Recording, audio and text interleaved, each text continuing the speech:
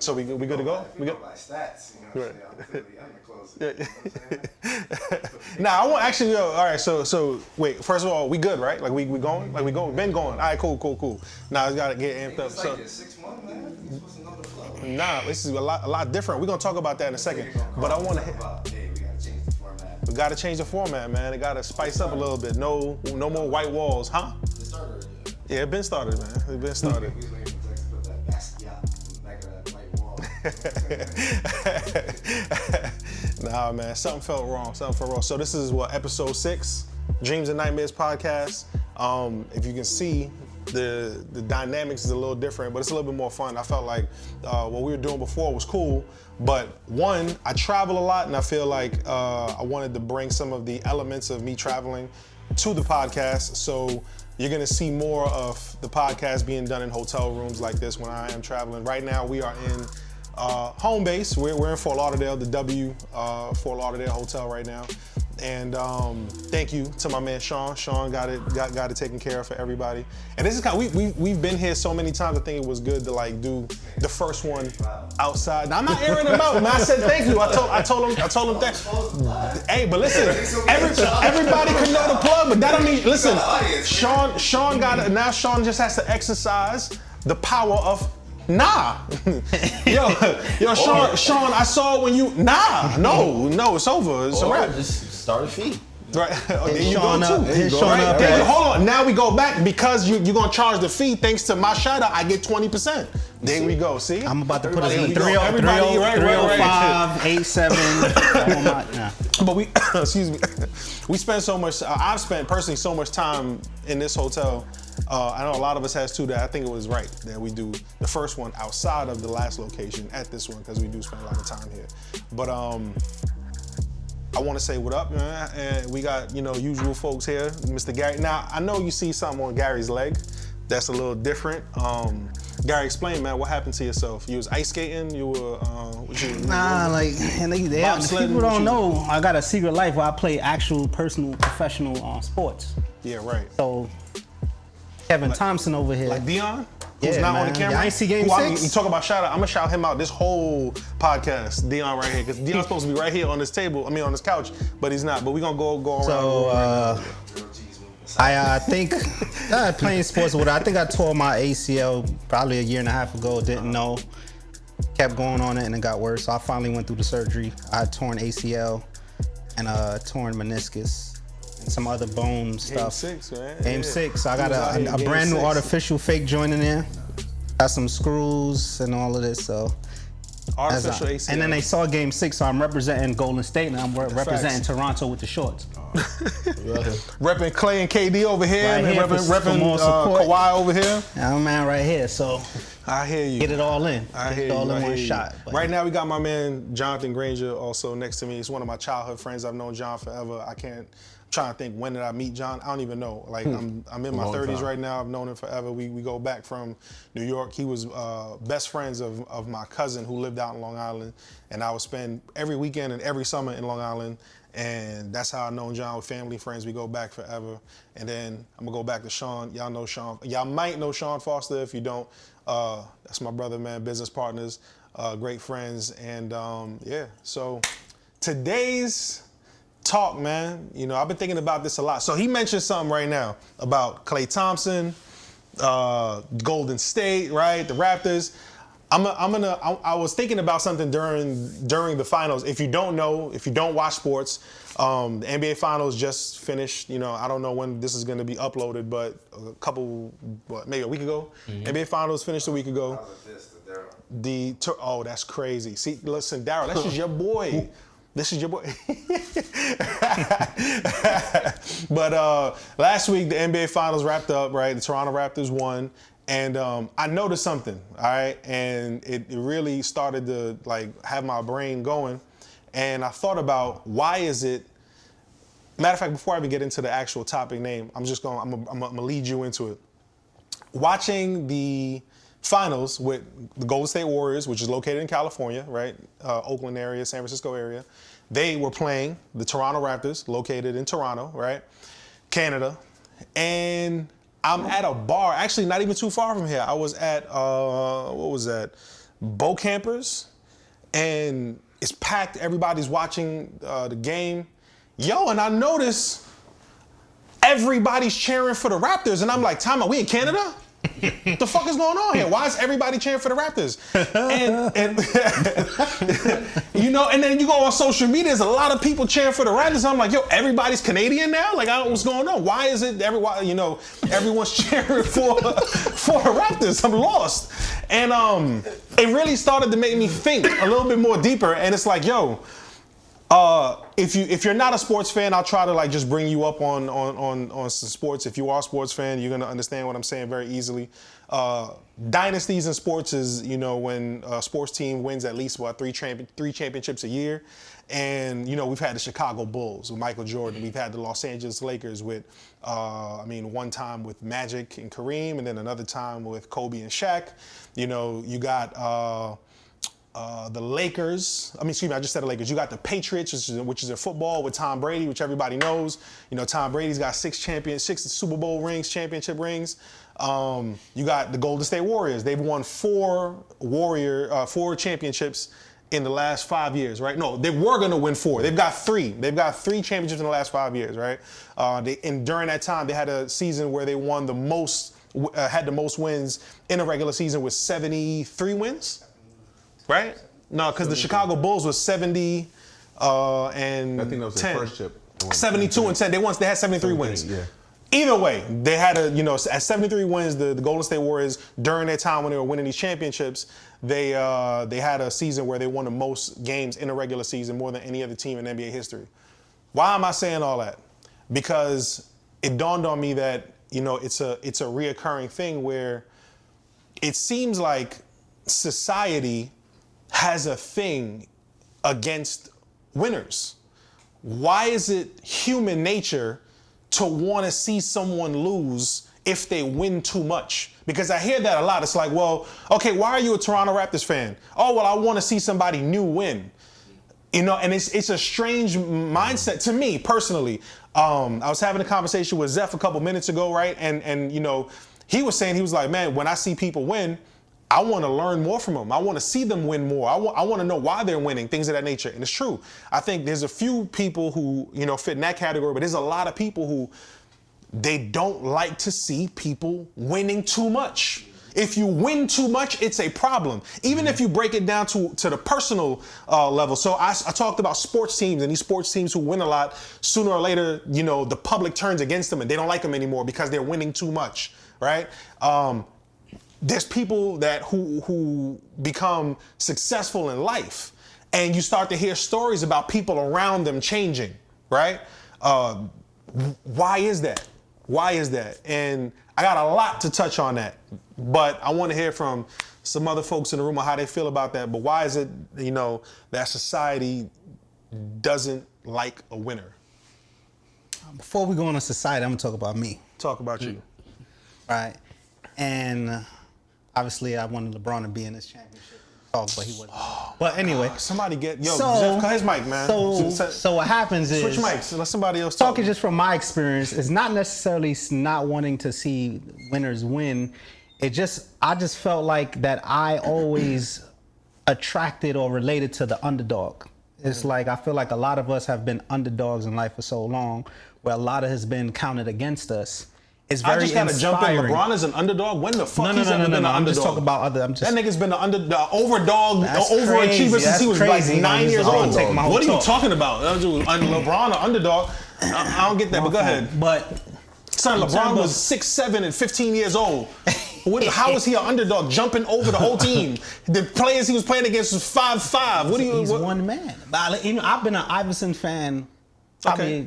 I like Iverson. Again, I've always been an Iverson fan. 6 foot, actually, like allegedly. And I would always watch, hoping that one day he gets, you know what I'm saying? He gets a ring, he get a win, because again, there was no advantages. Right. So I think the connection for me is like, just to see somebody go from an underdog where they were counted out to actually winning. I just like it because it's inspiring, knowing that I can relate to, you know, having that disadvantage, and then boom, a person get a ring. So even in this whole championship now, I look at the whole Kawhi situation in terms of him getting hurt, him going to a team for a year, you know what I'm saying? Yeah. And it was just that part, not to say I hate Golden State, but it's just that part of wanting to see an underdog, somebody that was kind of counted out, win that's inspiring. Now, when it comes to Golden State, if I talk about society, can't really relate to it too much, but I can just think of some ideas. Maybe it's just the fact that people feel like, winners always have an advantage. That's when we think people get lucky. Right. So they look at it, Golden State, and it's like it's an advantage. They're already winners. Now they have an advantage because they got KD. And most of us already feel like people that's been winning came from that. Well, they always won. And I don't mean to cut you off, but that's a part of the talk that I feel like, has to be addressed in certain ways where, like, I know you're not saying that, but, that's where people mentally fuck up. Right, exactly. People mentally fuck up when they think that someone is winning or good or benefiting only because they have some sort of handicap, no pun intended, to their advantage. You know what I'm saying? Like, that's what they think. They think that, and that's what I was saying a little bit earlier. I think, here's my thing about, like, the winners, right? And I don't mean to cut you off, I'll save your thought and, finish it up. But I feel like when a person, if they're not correct with themselves, right? When they ain't good, as far as maybe their confidence level isn't where it should be, maybe they think that they've gotten, like, the short end of the stick too much in their life, right? They'll look at someone who's winning a lot, and, like, this mirror starts to grow from the fucking grass up to their face. And this mirror is now pointed at them. And now they're looking over here at this winner, these winners who's winning all the time, and all they can think of is, what are they doing wrong that I'm not? Why are they so lucky over there and I'm not that lucky? Why is it that them over there get all of the things that I wish I had, but I'm not a bad person? I should be winning like them. Instead of saying, damn, they're doing X, Y, and Z, and that's why they're winning. Maybe I should apply that to me. And I should try that myself. So people like to use Golden State for an example. I love basketball, so I could talk about basketball all day. When I look at Golden State and how they were structured, right? They didn't do the LeBron route where they, were in cahoots the summertime and said, hey, we're all gonna we're gonna play together. The Golden State Warriors as an organization drafted from college Klay Thompson. Drafted from college Draymond Green. Drafted from college Steph Curry. None of these players that I mentioned either were number 1 picks. Greg Oden, who played 100 games in his whole career, got drafted over Kevin Durant. That's Portland's fault. Why nobody ain't draft KD? Why? So you know what I'm saying? So you got So KD came in as a free agent. He the only one who came to the Golden State Warriors as a free agent, and they had the bread to pay him. What the fuck they supposed to do? Nah, you too good. You gonna make us way much better. People not gonna like us, so we not gonna do. That shit sounds stupid. What the fuck they supposed to do? They're great. They structured that team to be great, and they had extra bread, cap space. KD, nigga, you want to come win a ring? Come on board, and you're not gonna get a pay cut. The public sees that as, shit, I ain't know that. All I knew is they're winning too much and I don't like it. That's the problem. I don't feel like I don't feel like they had that same, people had that same energy without KD when they was winning. Like in terms of the advantage energy, right? So for instance, you talked about, the moment somebody starts to see a person win too much, right? Most people have a connection to failure. You know what I'm saying? We look like we have an advantage the moment we become winners. There's already people looking at it and say, all right, man, this person's lucky because the process of failing to that advantage, to when it looks like it, nobody's really paying attention to that. So as they were drafted and building up, ain't nobody paying attention to them. So a lot of times in society, people don't pay attention to the process because that's a problem. Right. So now, why? Because all these people had to fail until they became the person built to look like they had the advantage. So again, the moment some people start winning, now everybody just kind of say, you know what? I want to see that person be able to relate to me by failure again, so I want to watch them lose. I always talk about Mayweather. I think more people try to watch they watch his fights to watch him lose. Yeah, they hope that they're going to pay that bread, hoping they were the one to see him lose. Rather than see him, he's winning again.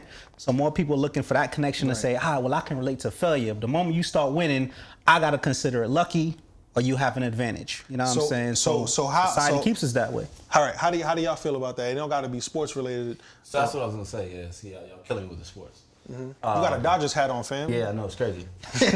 Right, from the West Coast, so that's cool. Trying to get to San Diego, couldn't find it. But I would say a lot of it has to do with comparison. You know, a lot of people are just comparing themselves to someone that they shouldn't even compare themselves with. They're not even in the same lane. You know, for instance, social media does a lot with it. I feel like, you know, you're able to go online now and see a lifestyle that you don't live, and you compare yourself to somebody that lives in Dubai that's living that lifestyle the same age as you.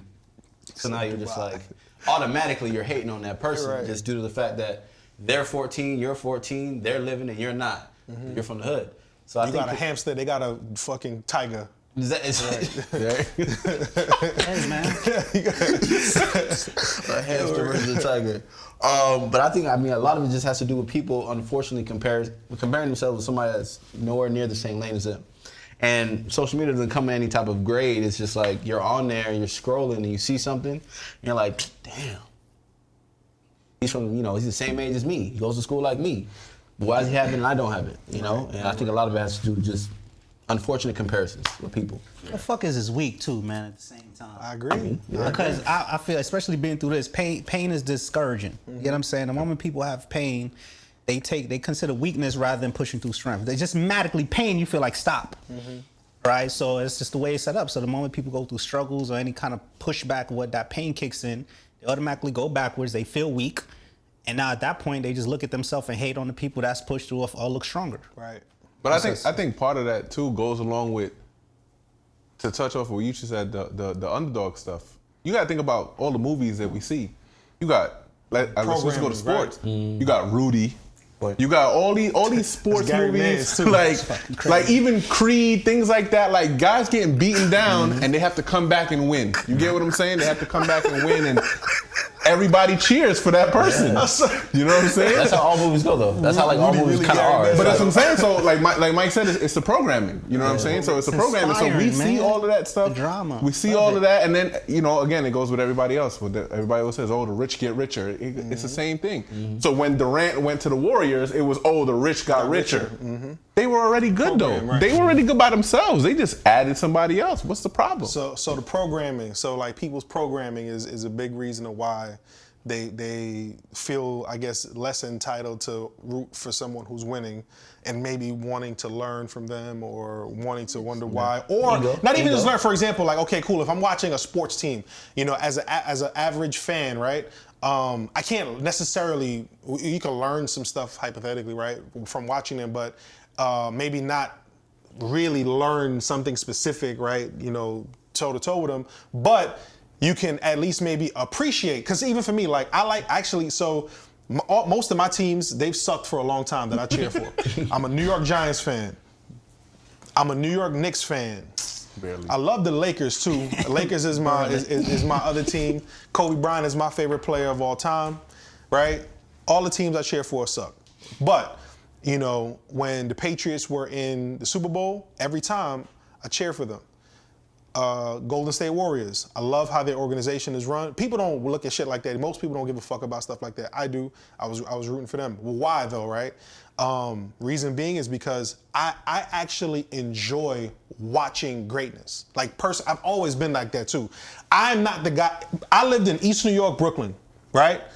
Sold drugs, done a bunch of shit I ain't supposed to do, right? Been around the worst crowd. I mean, East New York had the highest murder rate in the United States when I was in high school and junior high school, right?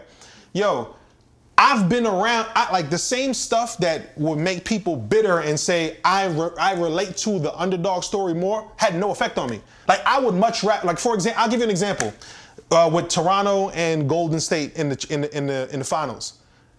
Why the fuck would I want to see Toronto win? I am not Canadian. No, nothing against Canadians. I'm not Canadian. Kawhi's gonna fucking leave, right? They win one championship, whoop-de-doo. If Golden State wins, I'm witnessing, damn, they won 4 championships in 5 years. Yeah. That's great. I'm witnessing greatness. They're not my team. I don't cheer for them, but I respect that. Seeing Brady and everybody, I hate the Patriots. They're the Yankees are another group too that everyone hates. All the championships. I'm watching, every time Brady's in the Super Bowl, I'm rooting for him. Why? I can say I witnessed this man win 6 championships. That means something to me, right? I like to see people win. I want to be around people who win. I'm going to tell you right now, I actually don't even remember who the fuck the Patriots was playing in the last Super Bowl. Right now, I don't remember who they played. Atlanta. Okay, Atlanta wins. What that do for me? what am I? What if Atlanta win the Super Bowl? All that does prove to me, if I'm not from Atlanta and I'm not a Falcons fan, that just proved to me I was a fucking hater. Yeah. You know what I'm saying? And I can't move. I can't resonate with that. Dion, talk to me, my man. Like, what's up, man? How you feel about some of this stuff? The Master Man.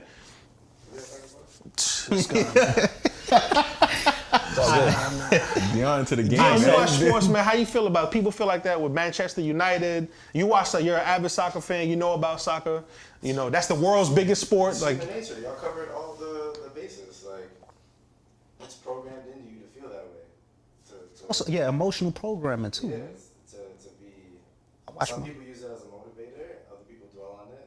Obviously, the latter is the majority of the world. right. You know what I'm saying? Like, I don't think too deep into it. Like, I just know that is what it is, and you just gotta navigate your way through it. You know. So do we also think that, like, you know, programming is, you mentioned something about social media. And I know this stuff too, like on social media a lot. I think we all do. Some of us may pay attention to it more than others. But I also think that same type of programming, you know, goes on social media too, to maybe not necessarily attach yourself to wanting to feel like or relate to an underdog, but I think there's a lot of stuff that social media, like, first of all, we're definitely like in a meme culture, right? You know, me and Dion talk about all the time where it's like, you know, people really think memes is tarot cards. You know what I'm saying? People really think that, like, you know, a meme is something they're supposed to align themselves in their life with. Like, so I read something the other day. It was a meme, right? And it was something where it was like, I'm a paraphrase, I don't remember the exact words, right? But it was saying something like, you know, as you get older, you'll realize that, you know, a $3,000 watch is the same as a $30 watch. You'll realize that, you know, a $100,000 car is the same as a $20,000 car. Along those lines, you'll realize that a $1,000 belt is the same as a $10 belt. You know, you should all be humble and humble yourselves. Listen, I will say this from personal experience. Their message was material things aren't everything. I agree. I actually totally agree. I wholeheartedly agree. But here's what happens, what I also think that society tends to want to push people in the direction of. They want to push people in a direction of being okay having mediocre results. Okay? So now you're telling, let's say I'm a kid, I'm a teenager, and I read that meme. Right, and I'm part of the meme culture that think that memes are tarot cards, and I think, damn, he's right. Whoever wrote this meme is a fucking genius, and you know what? I shouldn't want to have material things. Here's what I say to that. Material things, for most people who don't have it, is motivation to go get successful. It's motivation. Let that person, like me, excuse me, I grew up not having shit.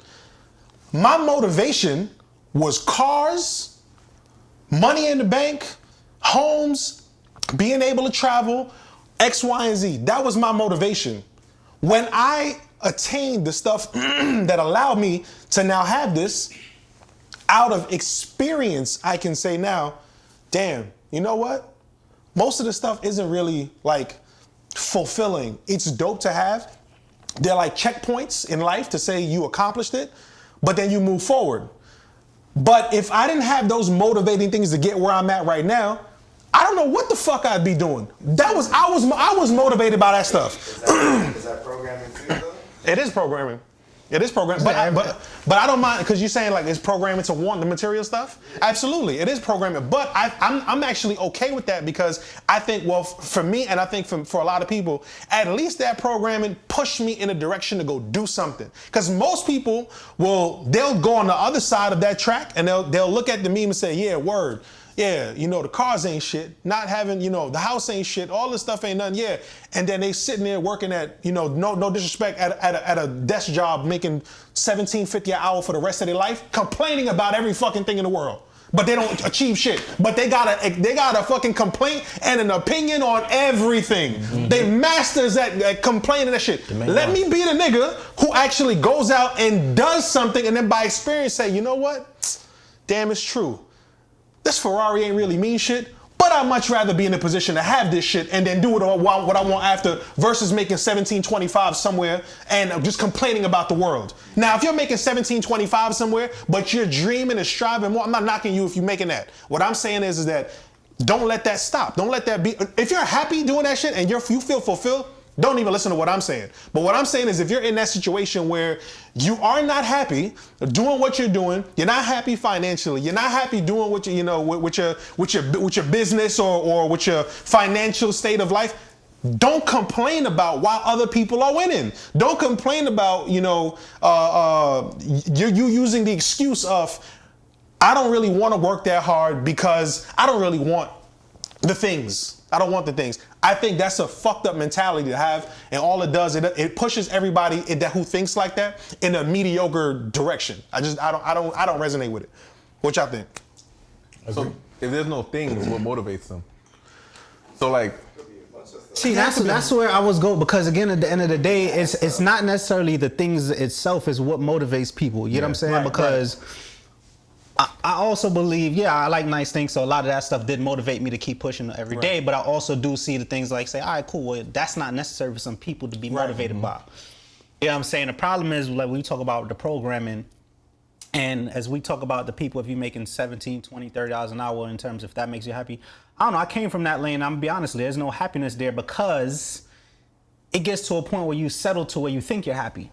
You understand? Because you don't know anything else that can make you happy. You just feel like you're at the peak surroundings, right? of it. When I was making $30, I felt like I was at the peak of my life. So I found a happy place in the struggle. You know what I'm saying? So when people are like, oh no, I'm happy. No, you fucking not. Because you ain't cheesing on your way to work. You ain't fucking popping up in the morning. Oh my God, I get this 30 today. I'm going in for this hour. Some people that might Nah, that's bullshit. Fuck that. So they transition the same mindset into business, and they get stuck and fucked because now when shit go backwards, you know what I'm saying, they get their feelings hurt.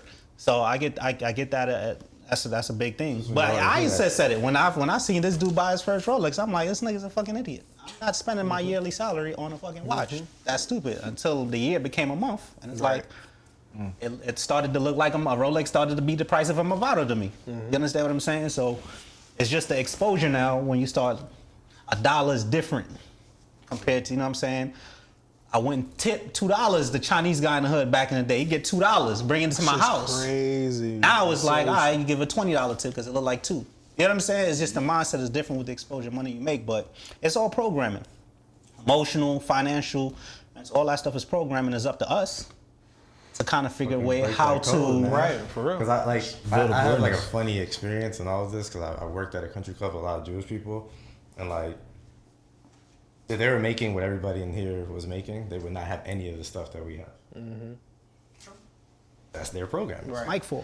Right. They don't want. Their Their wants and needs is completely different than throwing it in some annuity, like graduating college with like $4 million. Right. Don't touch no damn Rolex. Don't touch none of that shit. I bet you if you said the word annuity to majority of the people that was teaching us our programming, they wouldn't know what the word means. We weren't getting really taught. I mean, most of us are like parents came from like third world countries, right?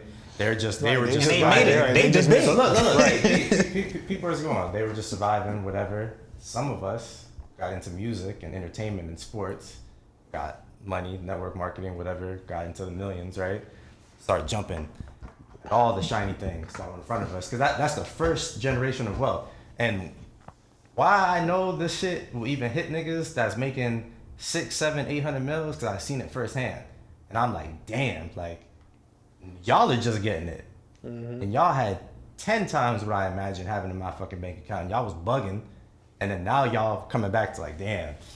Yeah. What Jay said, he was like, I remember, he has some verse about the property in Marcy. Right. This nigga could have bought the whole fucking block. Said, could have came from dope boy shit, got money, flipping on niggas, stunting on niggas. Who are you stunting on? Why? Right. That's true. Stuck on You know, niggas that Jay wouldn't got give like us no 100 connect. cars that we've never seen. He's just walking around some garage with mad foreign. It's just like, damn, that could have been like a charter school right there.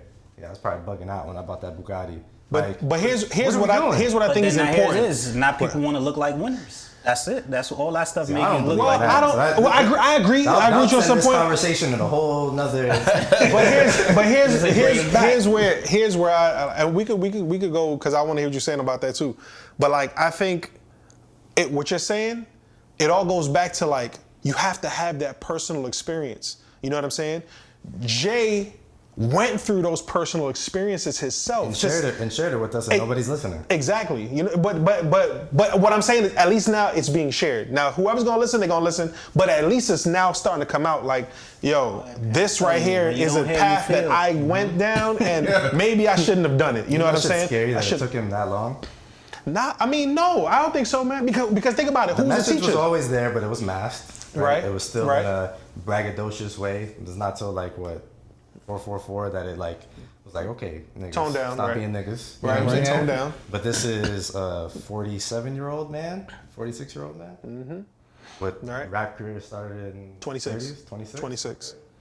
How many people are telling that story though? That's the thing. Right. I mean, that's why we're here. Yeah. That's why we're doing it. That's why we're doing it. That's the whole point. Is like we don't have enough. Like so, it's just like, you know, everybody who has a little bit of something. If you're 6 figures and to like, you know, up to 10, 20 mil, you're probably like, all right, you know what I'm saying? Something I'm doing is working at a certain level. When do I decide to like really break shit open? Mm-hmm. Like, nigga, all this shit is fucking bullshit. The same story be happening. Look at Bill Gates and all these niggas. What the fuck? Steve Jobs be worth like $100 billion. I really wish he was in front of the camera, by the way. Dirty black tee. It's audio, man. You know so what, man? Like, all right, so but then when do you also say, you know, let me prize myself for my hard work?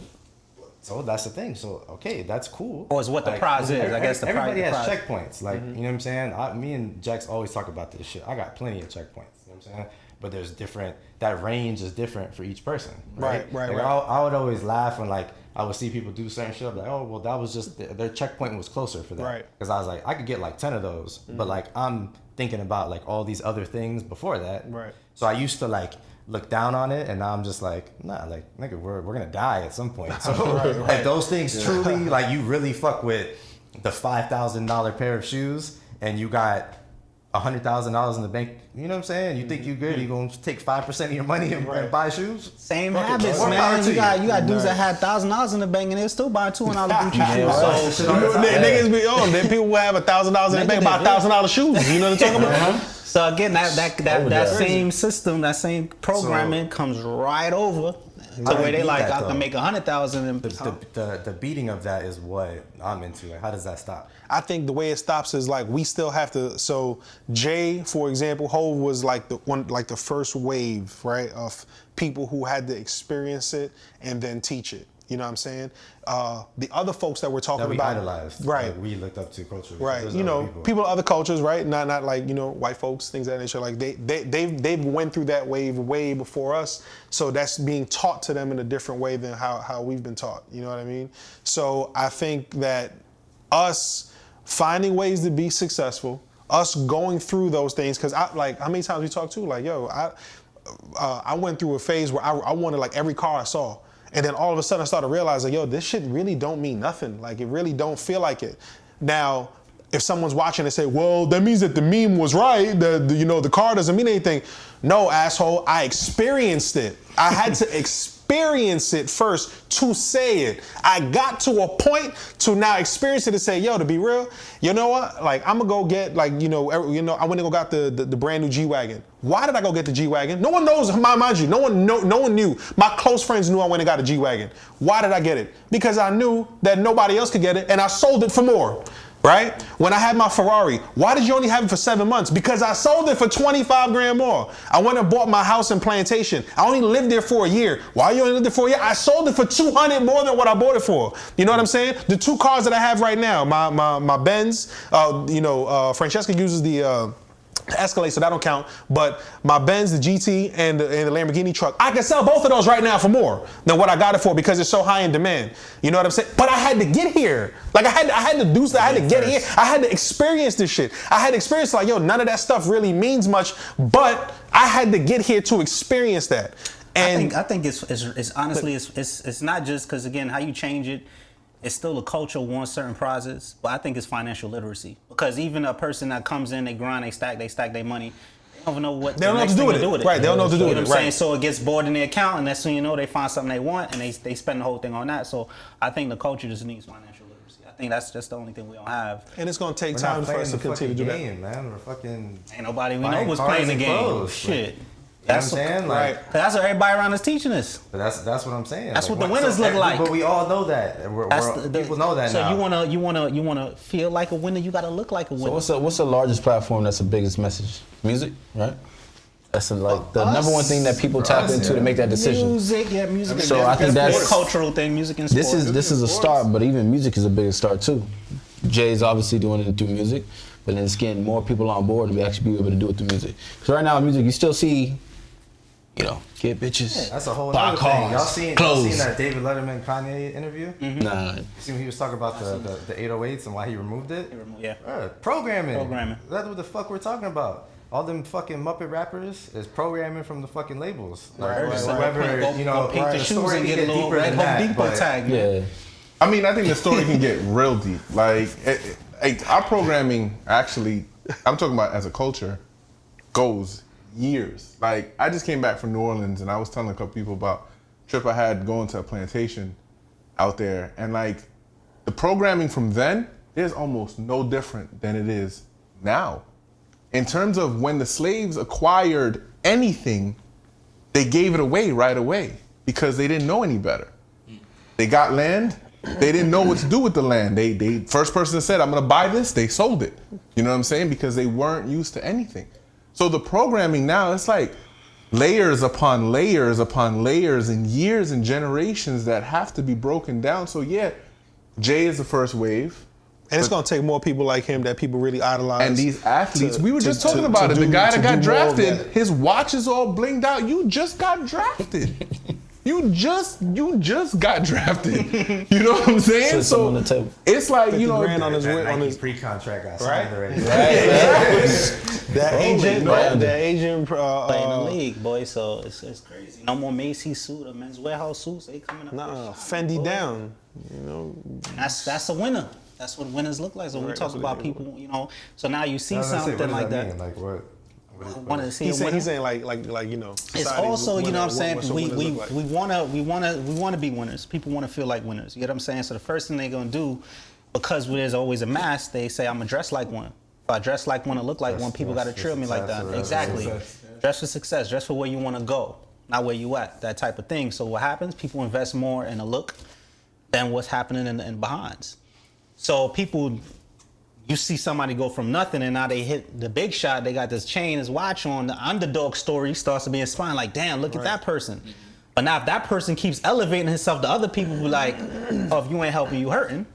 So I'm gonna hate on you now. Yeah. Because you're doing too good and I'm not. So I'm pissed off because I have no choice. The mirror comes from the mirror comes now. So it's now looking at it like, I don't want to blame myself, so I'm going to blame you because it's unfair because I don't want to get up and do shit.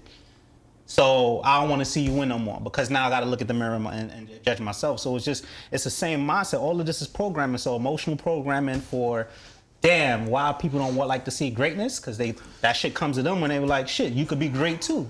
The mirror. Right. But then we also are attached to that because I feel like greatness will start when people get good. So when I watch somebody win for the first time, that's me seeing, that's a new person finding themselves to be great. Right. And that could be another legacy of greatness. So I don't hate on greatness. I just feel like because of me feeling like an underdog for so long and feel like everything is against me, I'm inspired by the stories of when a person comes and wins. It's like, oh shit, you know what I'm saying? Because then that pushes me to go harder, pushes me to go more. So I'm attached to the shit that helps me personally to say, I could do it too. I could do it too. I could do it too. I like that. I could do it too. So you watch it and you get emotionally programmed to saying, I could be a winner. You can connect to both. I think you connect to both. Because I can look at a winner and say, I could do that too.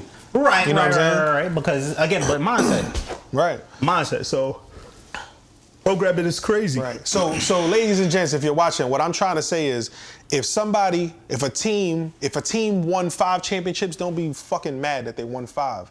Give them props for their greatness and let that inspire you just as much as an underdog story. Unless they have an advantage. Right. You know what I mean? But you may never witness it again, and that's the thing. You know what I'm saying? Yeah. Like let stuff like that inspire you. Like I feel like, for example, if I use the Toronto Raptors thing, like the work the effort that had to go into winning 72 games, 73 games, 4 championships in 5 years. That's much more inspiring to me than seeing the Toronto Raptors win. I don't know. Like, well, it happened. It happened already. So you know, it was inspiring to see them and want to see them win. That's the said. I don't think the same energy happened for me and to see Golden State when KD came. Like, I just was like watching them. They built it up and it was like, oh shit, all right, well damn, look how much games they won as a put together team. So then after that, you hear the whole again Kawhi story and then watch him working and scratching and clawing his, no pun intended, the claw. To try to get a chip, it's like, oh shit. Yeah, it was dope. Nah, don't get me wrong. Like, I'm not like upset that Kawhi won. I think it was dope. You know what I'm saying? But that's why that Kawhi and the Raptors won. It was cool. First time like Toronto you said, won. It was cool. There's mad people that was cheering for Toronto, and I ain't gonna say that was the reason. You know what I'm saying? But for me, none of my player wasn't in the final. So to me, I'm not emotionally attached to anything. Yeah. But it's like shit. Anyone win to me is like whatever. But to see him pull that off, I was like, oh shit! You still gave him the same. For example, now you still gave him the same. You still give him the like. For as a sports fan, do you give him or not? We keep saying him like speaking like Kawhi. No, like the Raptors. Let's talk about the whole team. You still give the team the same props because they won, beating a half deflated, half team gone. Sometimes, yeah, and the way I'm not trying to be funny either. Yeah, like, but the way I look at it is like sometimes it's just your time. Right. So I can't say damn if it was skill, if they could have always beat them. You know what I'm saying? Right. And the reason why I ask, just give because people probably don't understand, like they don't know, the Toronto Raptors won the championship, but 2 out of the top 3 best players on the Golden State Warriors wasn't playing because they were injured. I'll give y'all this message. How about it is? It's like when you got a time for an opportunity, you gotta take it. Fucking you gotta take it. I'm not. You know what I'm saying? Right. I'm not mad at Toronto winning because ask me the question. It's like, you know, what the fuck, you want Toronto just to lay down and not win? Like, you know what I'm saying? Like, they gotta take advantage of it. So I'm looking at it like, you know what? Time was working in their favor. And they fucking showed up. Yeah, right. You know what I'm saying? Right. So for y'all out there, y'all get opportunity, time comes. Take it. You gotta take advantage. Take it and give it your all. People just feel like the timing and is gonna be there. If Toronto ain't do it this time, they wasn't gonna do it. Exactly. You know what I'm saying? And they fucking took advantage of the opportunity and they did it. And I think it's also even a good message for example, so the players that went down, you know, for the Warriors, you know, 2 of the top 3 players, their center was hurt. Maybe that's also a story of, listen, you know what? At the end of the day, every team has to prepare the same way, right? So because their players went down, you can't be mad at Toronto for that. You know, it's not Toronto's fault they went down. They had to prepare the same way. Toronto's best player, Kawhi, was hurt, you know, the year before. He had to prepare his body a certain way.